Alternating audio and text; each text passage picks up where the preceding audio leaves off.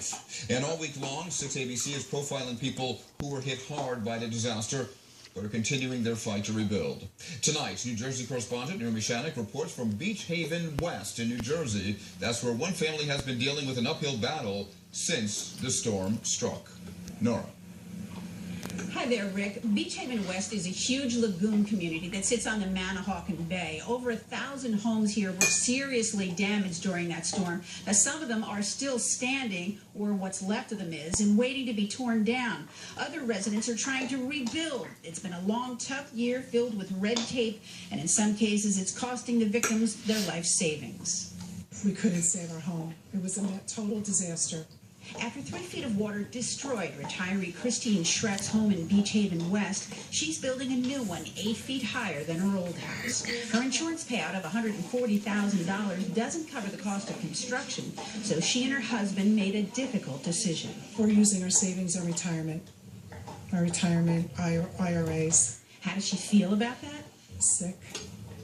Because if I live to 90, I don't know what I'm going to be living on, but right now, we need a home. Schreck has applied and is hoping to qualify for a Sandy recovery grant, but says she doesn't know if or when that money will come through. And for her, the clock is ticking because her FEMA rental assistance runs out in April. It's been really, really tough and very frustrating, and there's been a lot of days that you're depressed and you just don't really know what to do. 1, 2, 3, 4. But Schreck is ahead of the game. The homes of 7 of her neighbors are still empty lots. There are hundreds, if not thousands, of homes just like this, still standing but waiting to be knocked down. Until that happens, they are eyesores, ugly reminders of the devastating storm. You know, it's really sad. It's pathetic. If every time you think about it, your heart sinks, and you could just cry.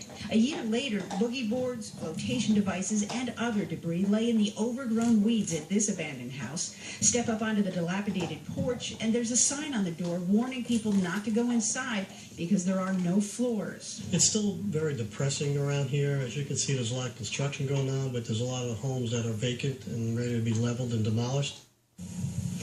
Back live here where you're looking at one of those homes. Now, when I come back at 6, the story of a couple that spent all the money they had raising their house and now have nothing left to fix it.